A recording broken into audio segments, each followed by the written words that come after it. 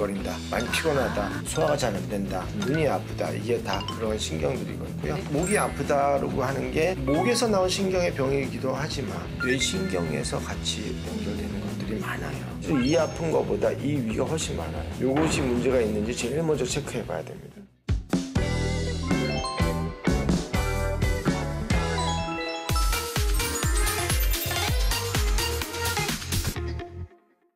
안녕하세요. 의사들과 대화하는 여자 의대녀 이진입니다. 요즘 사람들 통증 하나쯤은 다 달고 살지 않을까 싶은데요. 그래서 오늘도 통증에서 벗어나는 법 알아보도록 하겠습니다. 안강 원장님과 함께 알아볼게요. 안녕하세요. 안녕하세요.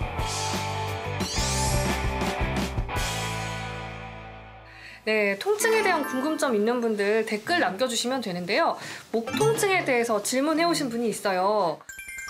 편두통이 심한 편인데 원인이 상부 목 통증이라고 하는데 이 목 통증의 종류가 사실 여러 가지 아닌가요? 이런 질문 해주셨거든요. 그러니까 이제 일단 편두통은 아니고 목에서 기나 긴장성 두통에 해당되는 거고요. 그다음에 이제 목 통증이 이런 두통을 일으키는 목 통증이 있어요. 네. 두통뿐만 아니라 그 어지러움이나 귀에서 윙윙 소리 나는 거 조용할 때, 그다음에 눈이 시리고 아픈 거, 그다음에 사례가 잘 걸리는 거, 냄새가 이상한 냄새가 맡는데 기분 나쁘게 느끼는 거, 냄새가 기분 나빠가지고 속이 미식거리고 그럴 수도 있어요. 그다음에 일어날 때 이제 약간 어지러운 거, 그다음에 목이 좀 심해서 코트 앵거 신드롬이라고 그래가지고 일어날 때 혈압이 툭 떨어지는 거예요. 그런 경우도 있고, 그다음에 많이 피곤하고 소화도 안 되고, 그다음에 이제 잠이 잘 안 오는 경우도 있고, 머리카락이 잘 빠지는 이런 것 중에서 몇 가지의 증상이 있는 경우가 있어요. 이게 왜 그러냐면 상부 경추의 신경들이에요. 상부 경추의 신경들. 네, 상부 목 신경들. 그러니까 경추가 이제 목의 척추죠. 네. 그게 거기서 나오는 신경이 8개가 있어요. 근데 그게 위에 4개, 아래 4개가 다른 애들이에요. 1, 2, 3, 4 위에 4개는 나와가지고 지들끼리 엿가락처럼 꼬여가지고 안사 서비칼리스, 이거 영어라면 죄송합니다만 하여튼 그런 용어를 가진 거로 이상하게 모여요. 근데 그게 뇌신경하고 다 만나요. 뇌신경과 네, 뇌신경. 그러니까 예, 그렇습니다. 거네요. 그래서 그 뇌신경은 이제 뇌에서 바로 뇌 기저에서 내려오는 신경이에요. 그래서 이 신경들과 만나가지고 각각의, 그러니까 이 신경들이 지배하는 증상이 나오는 거예요. 윙윙거린다, 많이 피곤하다, 그다음에 뭐 소화가 잘 안 된다, 눈이 아프다, 이게 다 그런 신경들이고요. 그중에 가장 대표적인 게 부신경. 부신경은 이제 엄밀하게 말하면 뇌신경에서부터 진화해서 척추신경, 말초신경으로 바뀐 거긴 하지만 뇌신경의 소질을 다 갖고 있는 애들이에요. 근데 얘네들이 지배하는 데가 어디냐면 제가 손대겠습니다. 목 뒤, 등 위, 그 다음에 목옆, 여기입니다.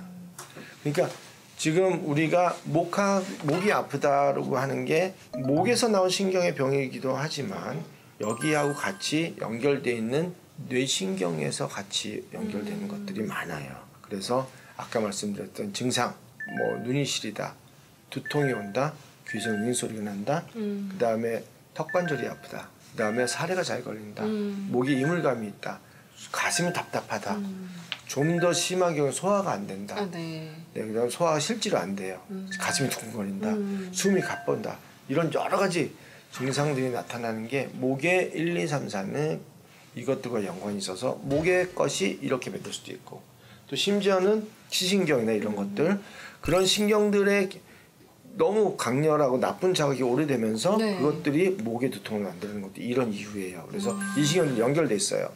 목이 아프다고 해서 만약에 경추 1, 2, 3, 4하고 여러 가지 증상들이 연결돼 있는데, 이런 분들이 안타까운 게 뭐냐면 사진에서 보면 5, 6번 디스크나 뭐 이런 게 있단 말이에요. 산소암 디스크.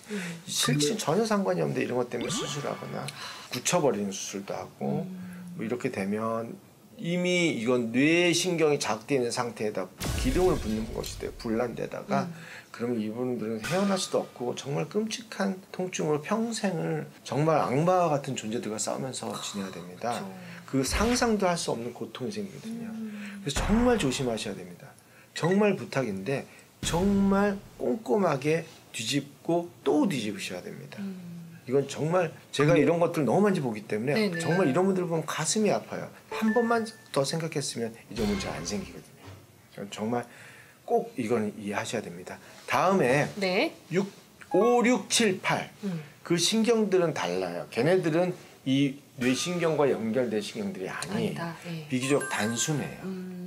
그래서 그거는 주로 팔로 가는 통증, 어깨 통증, 그 다음에 등 뒤에 통증 이런 거와 관련이 되는 겁니다. 그래서 중요한 거는 목에는 윗신경, 아랫신경이 있다. 윗신경 증상이 나는 사람들은 수술을 정말 고려해야 된다.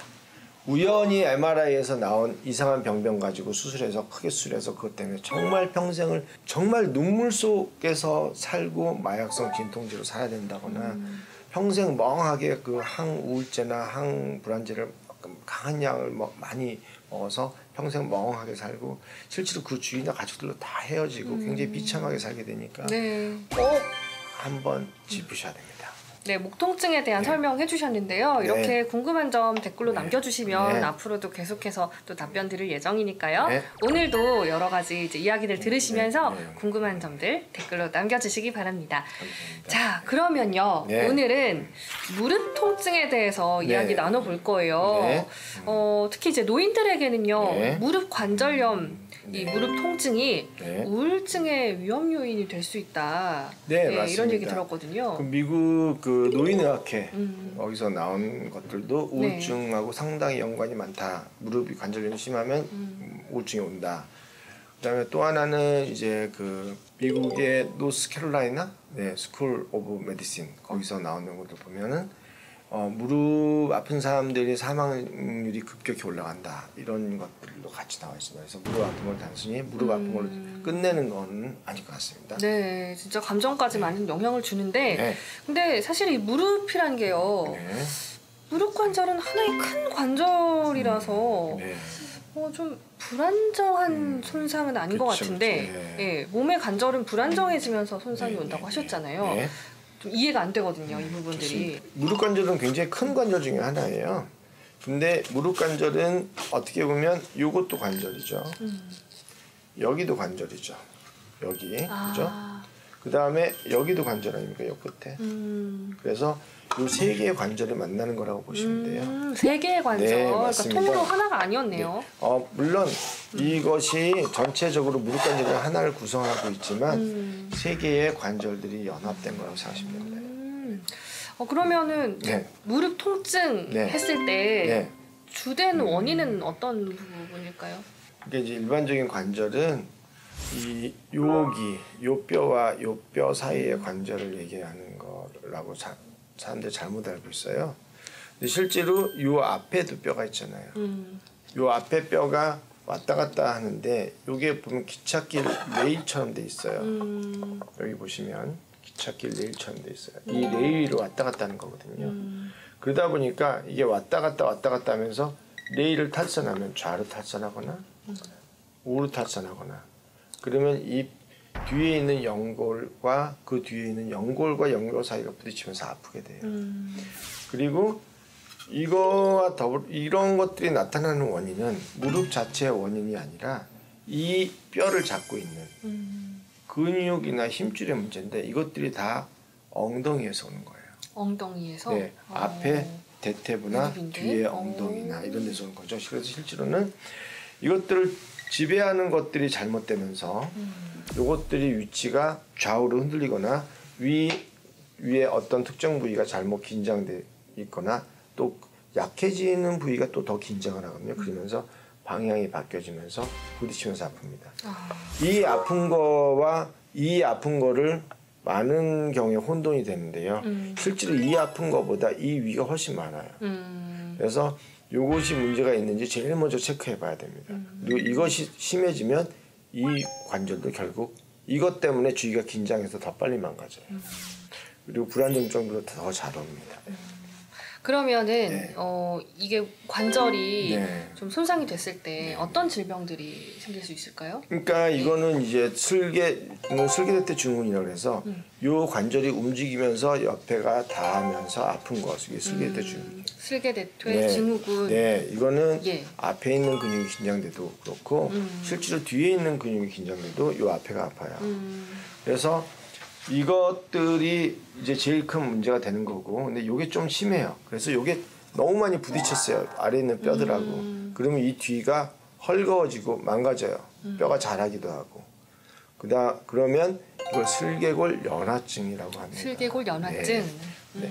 보통 이런 것이 나타나는 경우에 있어서는 무릎 관절에 과도한 긴장이 가게 되고 무릎 관절에 있는 인대나 이런 것들이 헐거워지는 경우가 많기 때문에 네. 약화가 같이 진행돼요. 그래서 퇴행성 관절염이 같이 여기 있는 관절도 같이 보통 망가지죠.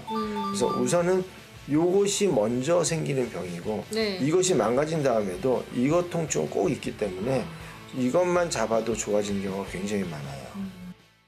이학적 검사를 했는데 못 잡아냈어요. 등골이 서면 식은땀이 막 나. 이거 진단도 못하고 다 총 들고 있어 주위에서. 이거다. 고관절 사진 찍어야 된다.